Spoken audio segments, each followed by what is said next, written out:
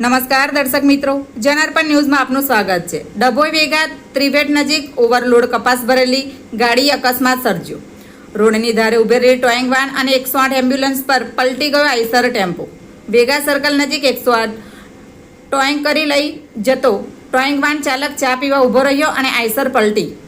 બનાવમાં towing van ચાલકને હાથે પગે સામાન ઈજા થતાં દવાખાને લઈ જવાયો। સર્કલ પાસે અકસ્માત સર્જાતા લોકટોળા ઉમટી પડ્યા।